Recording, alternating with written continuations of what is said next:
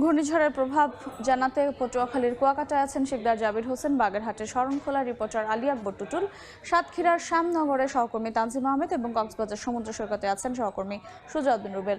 সরাসরি প্রথমে যাচ্ছি জাবিরের কাছে।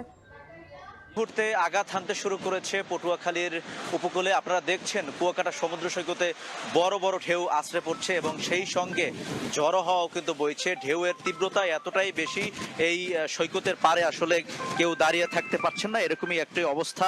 তো আপনারা জানেন যে ঘূর্ণিঝড় রেমাল যে আঘাত হানার কথা ছিল তীব্র আকারে, সেটি কিন্তু আমরা আরো আধা ঘন্টা আগ থেকেই দেখতে পাচ্ছি। এখানে পটুয়াখালীর উপকূলীয় এলাকার নিম্নাঞ্চলগুলো প্লাবিত হওয়ার একটা শঙ্কা রয়েছে। যেভাবে ঢেউয়ের তীব্রতা বেড়েছে এবং পানির উচ্চতা বেড়েছে, তো ধারণা করা হচ্ছে যে উপকূলের যে নিম্নাঞ্চলগুলো রয়েছে সেই নিম্নাঞ্চলগুলো প্লাবিত হওয়ার একটা সম্ভাবনা রয়েছে। বিশেষ করে পটুয়াখালীর বিচ্ছিন্ন দ্বীপ, রাঙ্গাবালী উপজেলার চর মন্তাজ, চর কাশেম, চর হেয়ার এবং চালিতাবনিয়া, যেই দ্বীপগুলো আসলে একটু নিচু, সেই নিচু এলাকাগুলো সবসময় ঘূর্ণিঝড়ে প্লাবিত হয়ে থাকে।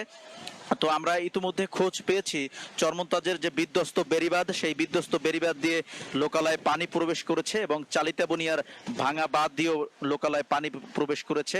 মানুষের জনদুর্ভোগ ইতিমধ্যে শুরু হয়ে গেছে। তো ঘূর্ণিঝড় রেমালের কারণে আবহাওয়া অধিদপ্তর 10 নম্বর মহা বিপদ সংকেত জারি করেছেন এবং উপকূলের মানুষকে নিরাপদ আশ্রয়স্থানে থাকতে বলা হয়েছে। তবে আমরা দেখেছি যে এখনো পর্যন্ত আশ্রয় কেন্দ্রমুখী হচ্ছে না উপকূলের মানুষ, কারণ উপকূলের মানুষকে আশ্রয় কেন্দ্রে নেয়ার জন্য প্রশাসন এবং সিপিপি সহ পুলিশের বিভিন্ন টিম কাজ করছে আশ্রয় কেন্দ্রে নেওয়ার জন্য। তবে উপকূলের মানুষ কিন্তু আশ্রয় কেন্দ্রমুখী হচ্ছেন না, আশ্রয় কেন্দ্রের দিকে যাচ্ছেন না।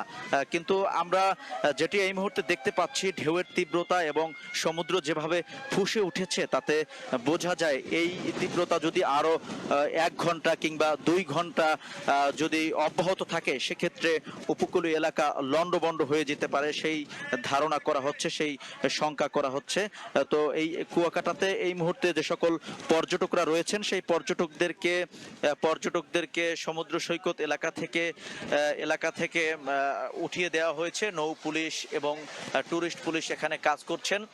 আপনারা দেখতেই পাচ্ছেন যে কিভাবে ঘূর্ণিঝড় রেমাল আঘাত হানছে।